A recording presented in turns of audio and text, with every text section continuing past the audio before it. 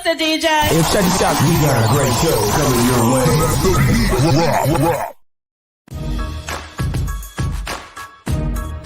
From the ECSI Sports Studios, it's the Midday Market Report with Jeff Dawson.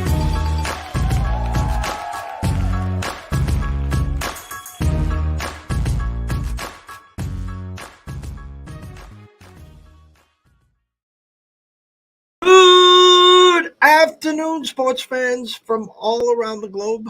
I am your host, Jeff Dawson, East Coast Sports Investors, and this is your Midday Market Report for Thursday, January 5th, 2023. Our weekly trip to PA in the house.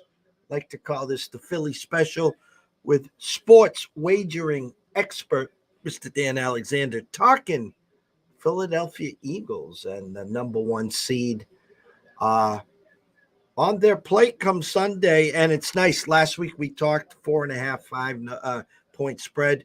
We both came to that obvious conclusion that it would be Mr. Minshew again. And unfortunately, the Saints came marching in. But this week, it looks like the number's 14, and it looks like Jalen will be ready. The initial thought process is get the rust off in the first quarter. Their big quarter, obviously, is the second quarter. Get this quarter. Let's get a nice, big lead to the half, have Jalen play a few snaps, and series in the third quarter, rest in the fourth quarter, get the number one seed, get the bye week, and move on. So without further ado, let's bring him in, the one and only Mr. Dan Alexander.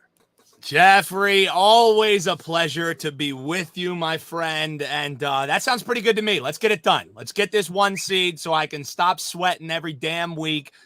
This has been quite the past few weeks where you keep thinking they can't do it again. They can't botch it again until they do. They lose outright to the Saints. Gardner Minshew, who looked capable against the Cowboys, looked like he couldn't hit water falling out of a boat last week, Jeffrey. So, man, if it is going to be Minshew again this week, I hope he remembers how to play quarterback because, dear God, that Saints game was a rough one to watch, my friend.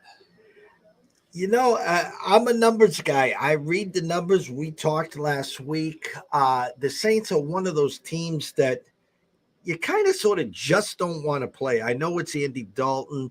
Their defense is respectable. They have some playmakers on the other side with Kamara, with Olave.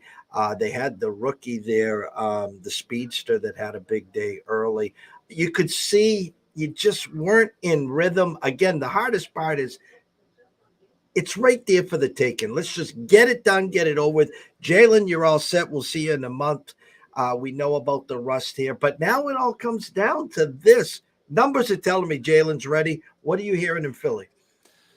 I mean, so Jalen Hurts finally, I was just checking in, getting some practice updates before we were hopping on here, and Jalen Hurts is at practice. He's going through walkthrough type individual drills and things like that. Just saw a clip of him running through the ball security drill, and it was funny. All the other quarterbacks going through the drill are getting railed with the the tackling dummies that they practice. Jalen Hurts comes up and they're just like tapping him. The coaches don't even want to be hitting him with a bag. So that kind of heightens my concerns of going up against a Giants team that clearly, if they would be able to put a stamp on the end of the season and know, we might see this Eagles team again.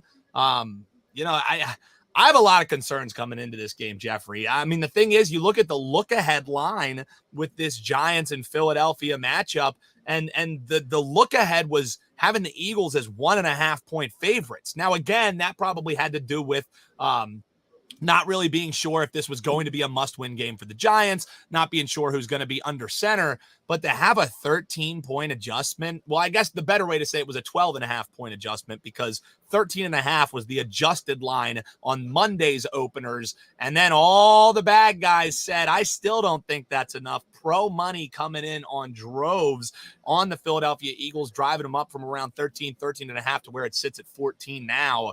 I don't know. You're my numbers guy, brother.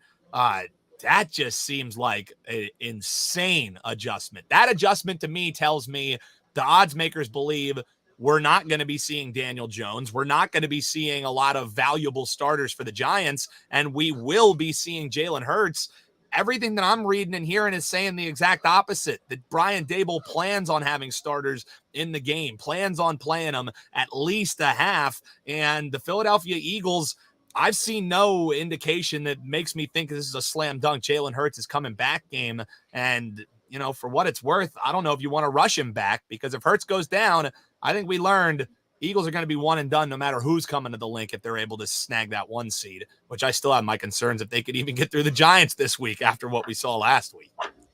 I'm trying to pull up a number here for you. Give me 1 second here. All right, so we got the – let me make sure I'm on the right – okay, we got 14. So here's the trusted number. The number should be – I'm going to say 9. That's my guess. Yeah. That sounds right to me.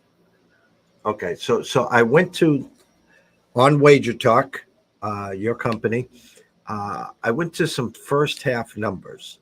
Yep. DraftKings has Philly 9.5. Okay. Yep. So we know the slow start in the first quarter. We know the dominance in the second quarter. I mean, if we could script this very simply, hey, maybe a field goal, maybe a cheap score in the first quarter, and then get yourself 14, 17 points in the second quarter, go into half 21-3, and then you decide to which way you want to play this.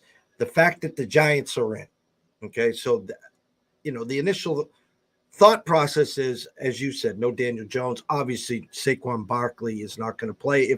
Keep him in bubble wrap. I mean, he's their whole offense, and whoever they want to throw out at wide receiver, tight end, yada yada yada. We have seen teams in don't need to play anyone versus seedings. And I talked about this earlier on my show. The Patriots and the Bills on Sunday. The Bills are playing for a seeding. The Patriots are playing must win and in. And if you check back the history of must win and in versus seedings, the sense of urgency goes on a team that has to win, okay, versus the seeding. Now, I'll say this very nicely.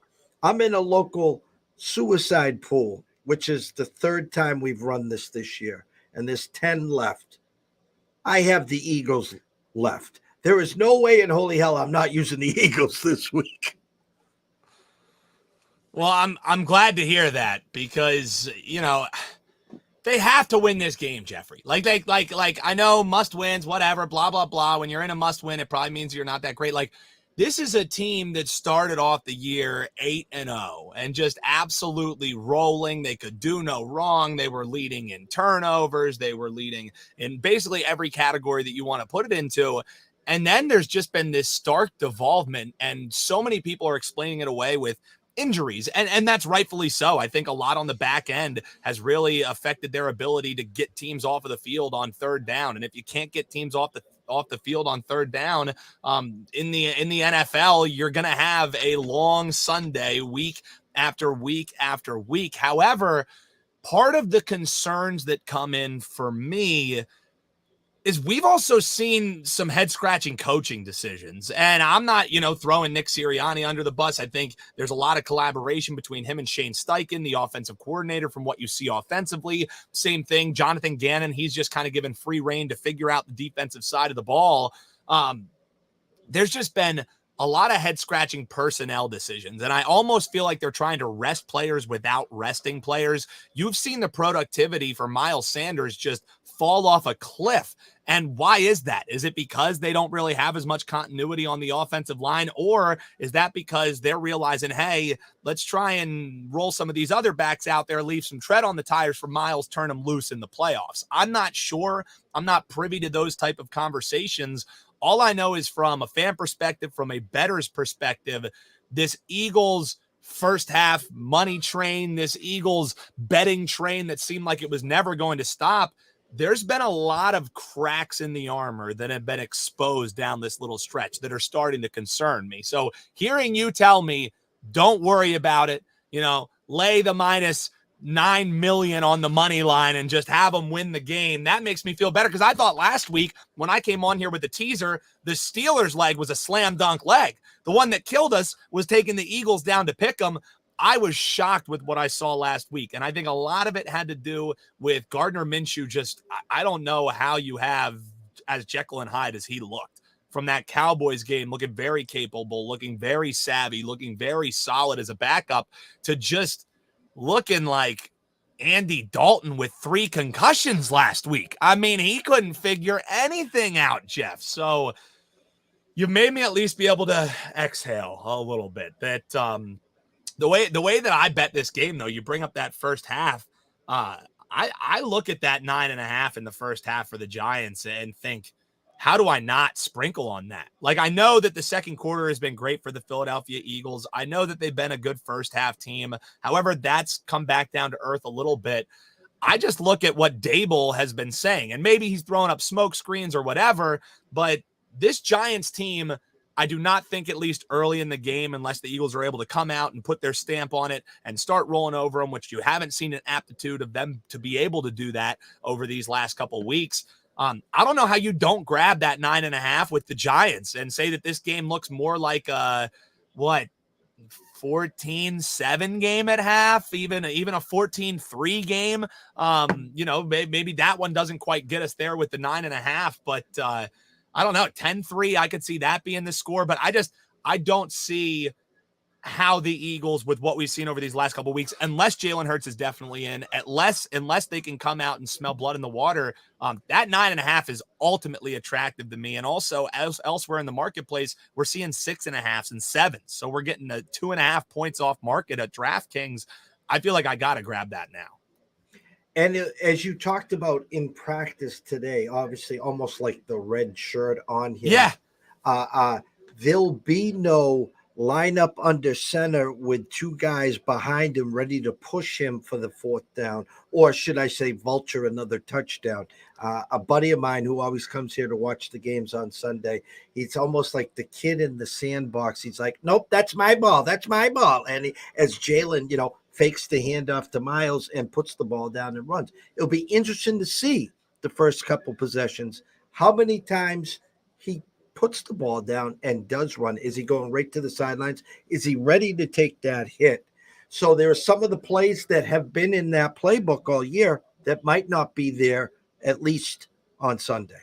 Well, and it's what made this offense so hard to defend, so dynamic, so tough to be trying to game plan against, because of that terrific ability that he has in that read option offense. If that is even a little bit stymied, man, that changes the complexion of the game, and also how much of not going in a throwing motion over 3 weeks of a season affects his ability to get the ball downfield. It's all kinds of questions that are swirling around that if the Eagles just could have gotten the job done over these last 2 weeks, they're questions that you don't have to worry about. Then your question is the rest versus rust.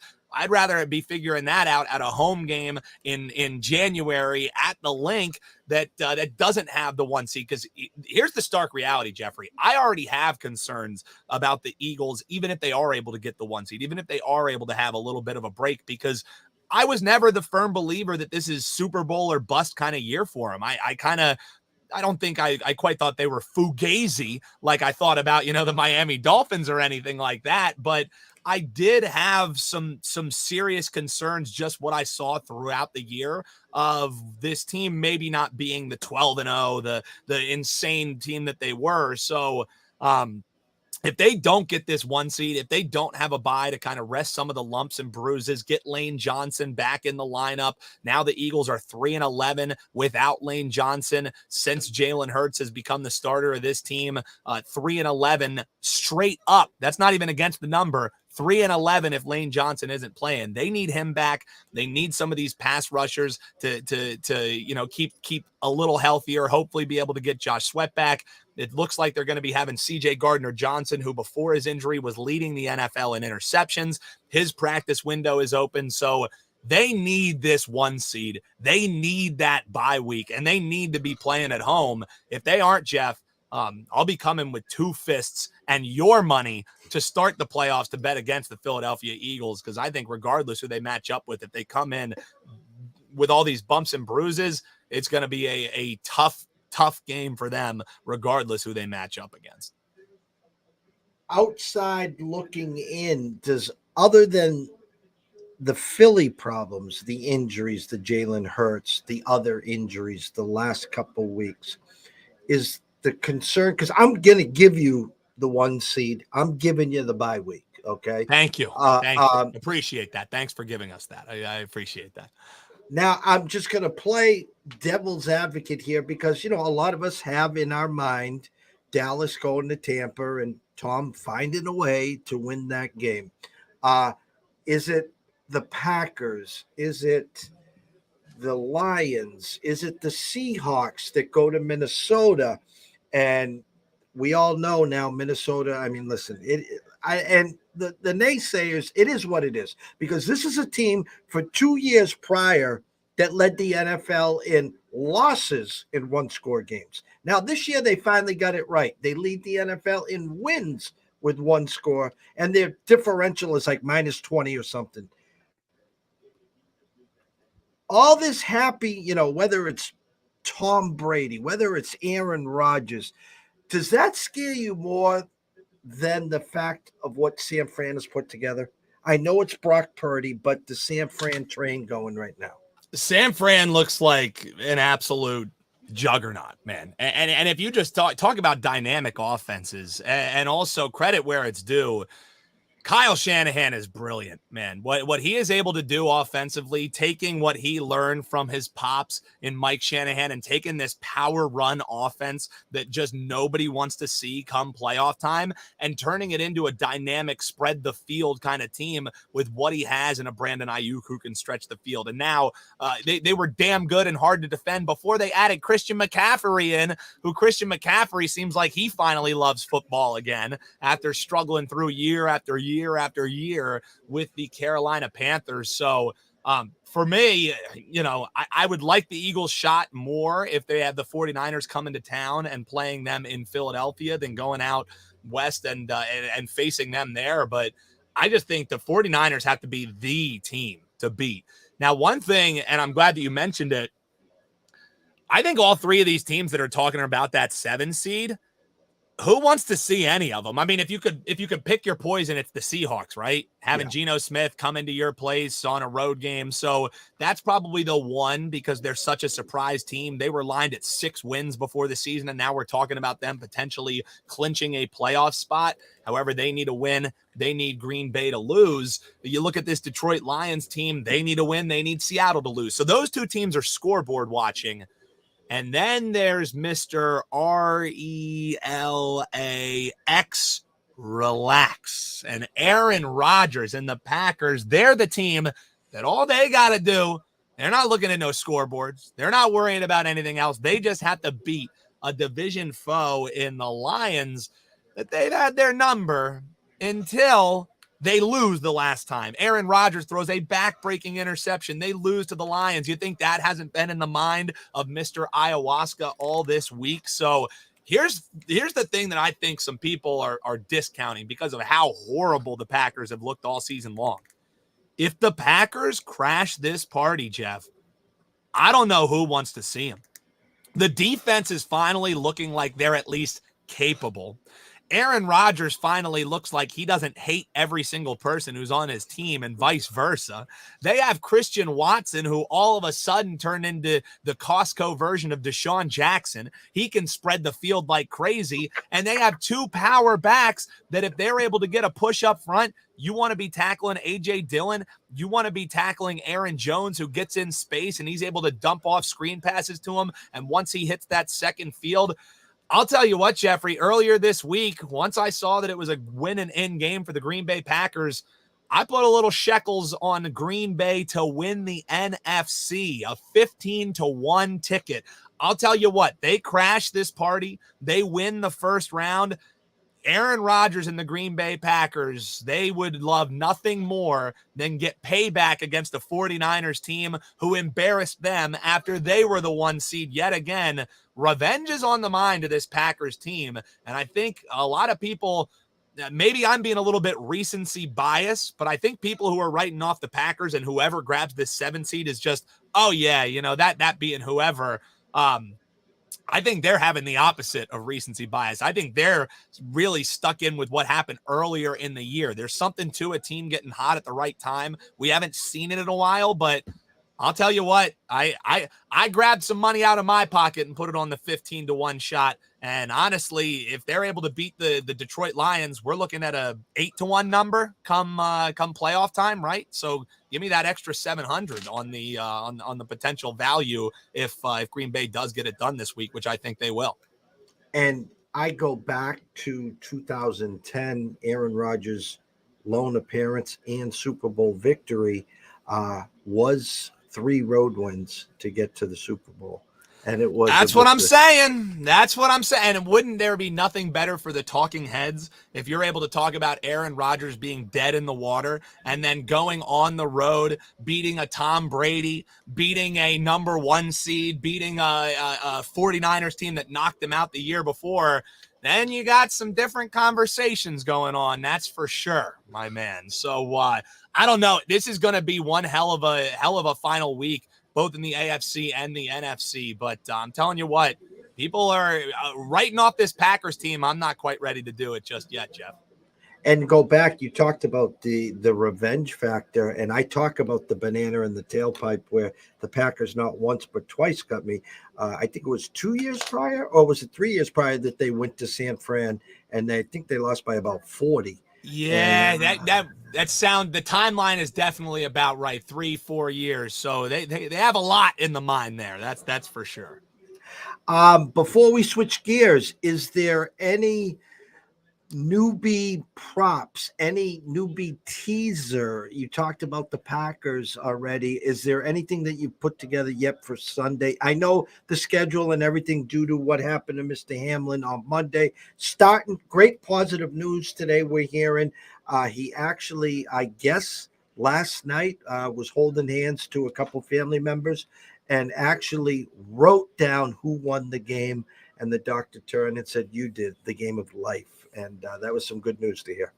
Absolutely terrific. I mean, that's where we've kind of walked a fine line with what we do, right, Jeff? Because us as fans, as people, as fellow humans on this earth, I woke up on Tuesday morning and the last thing I wanted to do was start diving in and handicapping games and talking about profiting off of a sport that can have these stark realities. So finally getting to see some new news and good news about Hamlin, man, that's better than any underdog cash in the world. All I'm hoping for is that this guy gets to go home, that he gets to, live out a healthy and happy life. I think it's also been just a beautiful thing to see the outpour of support that you've seen on social media, that this guy had a toy drive going on with just a couple $1,000, and now we're talking about multi-millions that he's been able to raise. So while humanity is bleak at times, not all hope is lost. Unfortunately, it takes a terrifying situation like seeing a young man, a 24-year-old young man falling down on the field and not knowing what's going to happen. So it's the stark reality that reminds you how ugly this sport can be at times. But then there's the other side of the coin that if this man is able to make a full recovery, some heavenly intervention, or however you want to look at it, it's a great positive, and that's something that has kind of boosted things that I've been looking at this past week was that Hamlin situation. So I'm glad that you bring that up, which now brings us, of course, talking about paradise and whatnot, to a teaser paradise. I got to put something in. Last week, we came with 2 buckets of money to get in on the Pittsburgh Steelers. Well, Cleveland's got nothing to play for this week, Jeff, which makes me think I get to get them up to 8.5 in a potential spoiler alert. Cleveland with nothing to cheer for. Their Super Bowl could be the first team to finally make Mike Tomlin be under 500. I don't know if they're a barking dog to win outright, but you're letting me take them up to 8.5. Hell yeah, I'm going to do that. So give me that Pittsburgh going up to 8.5. And I hope you have your Tums handy, Jeffrey, because the other leg we're going with, another textbook Wong teaser. 38 is the total. And I throw up in my mouth as I say it. We're taking Houston up. We got to take Houston up to the 8.5. Some places are also showing 3. So if you want to take them up to the 9, that's not typically your, your exact teaser, but I'll always take some extra points there. Here's the thing.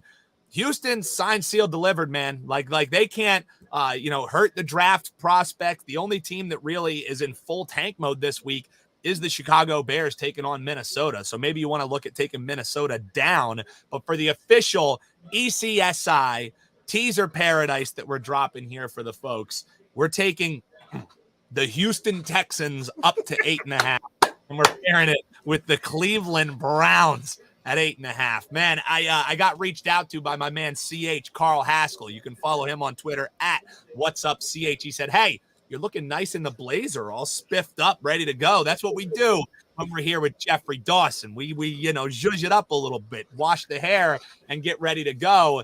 So this teaser is as ugly and the antithesis of how suave that I look right about now. This teaser is the exact opposite. It's the Ajita special of the week. We're taking Houston up. We're taking Pittsburgh up, or excuse me, the Browns up. I like where your eyes are, because that Browns number, again, Tomlin has never been under 500, and here he is at home again against the arch rivals, coming off a huge win, obviously, against Baltimore. 2-point favorites against Deshaun Watson and the Browns. So I think you're spot on there. And I like where your Texans are, a team that their record, they're not as bad as their record, meaning they play hard and they've been in a lot of games late, especially in the last 6 to 7 weeks. So yeah, I'll even pull up where is it? I just had it here. Is like even though they have been absolute dreck, this team has at least made things competitive, especially as of late. I mean, a lot of it has to do with the fact that that they've been getting crazy point spreads, but now it's a tighter point spread against a team that they signed Jeff Saturday because they're in full tank mode. What, you're going to be telling me now who's ever going to be behind Nick Foles is going to be an even better option than a guy who was throwing all kinds of picks? So it's the last time that we're going to be able to make a teaser that makes us this sick until next year. So that my degenerate ass has to be on that 8.5 all day textbook advantage teaser, just not those textbook advantage teams, I guess would be the way that we would be looking at it. And we can look at probably Sam Ellinger back at the helm. Oof. For the Colts. Hook 'em. Let's go Houston, baby. Let's go Houston. That's right. A couple minutes left. I have to bring this up. We talked on the show last week about the Rose Bowl. And as I was sitting here, I said to you, I can tell when my board is talking to me. And I was like, man, there's some money coming in on Penn State. There's some money coming in on Penn State. Wake up the day of the Rose Bowl and Penn They're State. Favorites. -2. And here's the not so funny.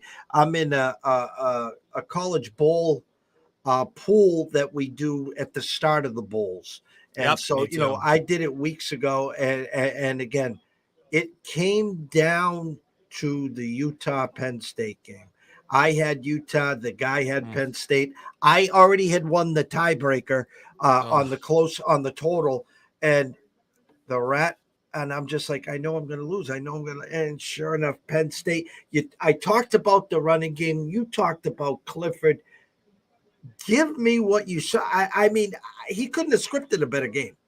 No, I mean, James Franklin, hats off to him, man. I mean, as you said, here's what a lot of detractors will say. A lot of the people that try and still talk themselves into Utah being the right side. You and I both thought that was the way to go, just because this is the textbook example of past results never the guarantor of future success, right? Because all that we knew about James Franklin is this is a big game against a decent team who has some good, stout defense, at least in the passing game. And what's Franklin going to do? He's going to choke. What's Clifford going to do? He's going to throw a bad pick.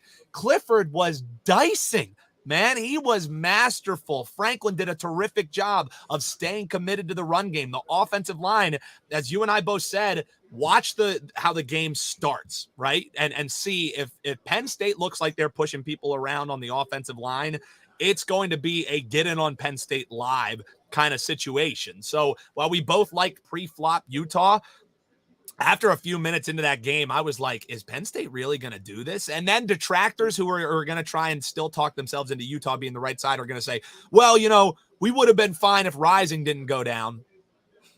Were they watching the game? I mean, Rising was what? Like 30% completion percentage. He was running for his life. The pass rush was working. They were picking him off. They were making his life a living hell. And of course, I would be remiss if I didn't mention a man who is now on the All-American true freshman team, a true freshman from my hometown of Berks County. He hails from the school that I coach lacrosse at. He's a Mifflin Mustang strong, Nicky Six Singleton. He now has the third longest touchdown in Rose Bowl history. He has 7 carries for 120 yards, Jeff. True freshman, over 1K for the year. I mean, I tried telling people, I called this kid's football games, his high school football games for WEEU in Reading. Since freshman year, I said, this kid is different, man. This kid is going to be special. I long said since I saw him in high school, this is second round NFL draft talent or higher. And Nick doesn't make me out to be a liar. How fun was it watching him break open on that 87-yard touchdown? He's a thoroughbred, Jeffrey. I tried telling people. If they didn't know, they know now. Nick Singleton's for real. And the funny is so Monday is bowling night, so I'm at the lanes, and of course he's got the game on, and I hate watching my games, and especially when I have that much at stake. I mean, it was only a cool $750 winner take all. Still, I'm seething at this point. As you see, I'm still a little salty. Sizzler. Yeah, exactly. And so we got him down to 3rd and 9, and he catches the ball and breaks and 88-yard touchdown. And I'm just like, 3rd and 9, 88-yard touchdown? Oh, that's nice. And then I think Utah was 3 and out or something. Or they pinned him back there. I'm like, all right. And that's when you knew you were done. We need a defensive stance or something. And then we just gave up an 88-yard touchdown pass. So how can we do better than that? Let's just give up an 87-yard touchdown run. Yeah, I mean, and here's the thing is him and Katron Allen, 2 true freshmen that would start and be the lead back on any team in America. So, it frustrated me all year long that, Franklin would ride the hot hand. He got to ride both of the hot hands. What an incredible performance out of them. Send some momentum going into next year. They have some more players coming in. So I don't know. I think the future could be bright for this Penn State team if they can figure out that offensive line, figure out that quarterback position. But I was happy for James Franklin. For all the detractors that he has, that dude can recruit his ass off. And he has done a terrific job sealing the borders of Pennsylvania and making sure top flight players do not leave. Nick Singleton had an offer from teams like Notre Dame, Alabama. He could have had his pick of any team in the world. And he said, I want to play at a timeshare with me and Katron Allen at Penn State. That's the power that Franklin has bringing these guys in. So I'm happy for a guy for James Franklin. Hopefully they can finally figure it out in even bigger games, maybe get after this Michigan team a little bit. Maybe Harbaugh goes running to Denver this year, and then we can get somebody else in there to smack around for a little. And I don't have the schedule in front of me, but I assume, if I remember correctly, both the Ohio State and Michigan game were on the road this year, right? They'll be back in Beaver Stadium, and I'm going to be pre-gaming before those games, getting ready with my white on for that, man. I'm not like, I told you this last week, like I'm not like a big stater or whatever, but especially now that I got all kinds of guys who I called in high school. Next year, Joey Schlaffer is going to be up there, like this 6'5" speedster wide receiver, athlete all over the field. He's going to be at Penn State. We have a lineman named Javen Williams who's coming out from Wyomissing. So while I'm not a full-on stater, I'm always going to root for the local guys. So, I'm going to be jazzed up and ready to go when they're facing off against those two next year, Jeffrey. Lastly, Red Sox. In the middle of a show yesterday, someone goes, Jeff, I got some good news for you. I'm like, stop it. Red Sox signed Rafael Devers for 11 years. Now, obviously, a couple shows prior, you and I talked. Congrats, Trey Turner. And my question to you is, you hearing anything, any more pieces that might be coming your way? Or is it, hey, listen, we got enough. We were the runner-ups. We added Trey. I know we need some arms. We'll piecemeal those in. Are you hearing anything back home on the Phillies? Well, I think they just nailed down what was it, Craig Kimbrell yesterday. So they're starting to add those arms. I think that's really what you're looking for now. I think all of the hot names have really flown off the shelves. I was very happy for you and my man CH, all my Boston brothers up there, that Devers is at least staying in-house, and then you can deal with the nightmare for next year. You know what I mean? Hopefully they can figure out the contract so we don't have to go through this all again. I don't have to have my Boston brothers on, speed dial, making sure that their mental health is good to go with this Red Sox team. But maybe a bat here, maybe a bat there, but I think it's all about finding the arms for this Philadelphia Phillies team. I like adding that Kimbrel. I like adding some of the other players that they have as well. So the thing is, just like this Sixers team, until this Eagles team figures out their shit, Jeffrey, I can't be focusing on baseball just yet. I have a lot of agita to get through with this Philadelphia Eagles team, and I got playoff tickets I got to pay for as well. So let's get some tickets home this week and get my playoff tickets paid for. Scroll has been going the whole time at Newbie Talks, at Bet on Lacrosse, the Cash Consideration Show, Wager Talk, 8:30 a.m. WEEU, Premier Lacrosse. Newbie, close it out. Tell them anything else they need to know. Best way you can find me, it's above me, it's below me, at Newbie Talks on every social media platform. You can follow me there. I'll hit you back with a follow. We can, exchange ideas and whatnot. Jeffrey, you and I will be talking some lacrosse rather soon because we already have some lines for NCAA. We'll be back this evening, 6:30 Eastern time at Bet on Lacrosse. Follow that on Twitter, at Bet on Lacrosse. We're going live tonight on a Twitter Spaces. My guy Hutton Jackson and Brian Andrews will be breaking down the NLL slate for this weekend. And I've already locked in some lacrosse plays, NCAA action kicking off in February, and I already got some best bets for you that will be dropping 6:30 Eastern here. Twitter Spaces, you can join in as well. You want some tickets? That money all spends the same, Jeffrey, whether it's lacrosse, whether it's football, whether it's darts. We'll get you some winners, and looking forward to it. Always love this. And as always, Jeffrey, take the over when we're here with our midday market report. Always a pleasure, man. And the glory that we're going to have this season in our weekly lacrosse is that Mass will be live for the brick and mortars January 31st. And come March Madness, the mobile apps will be up. So my point is, on our Friday show, when we pull up the DraftKings odds, I will just be sitting here and go click, click, click, click, click, click, click.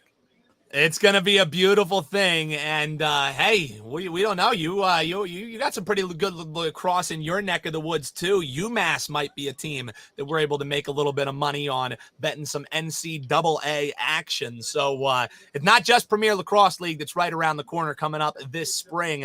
We also got some NCAA action. It was one of my more profitable sports last year, so let's get it going again this year, Jeffrey, and we'll give it out for free to the listeners each and every time we're on here. It's what we do.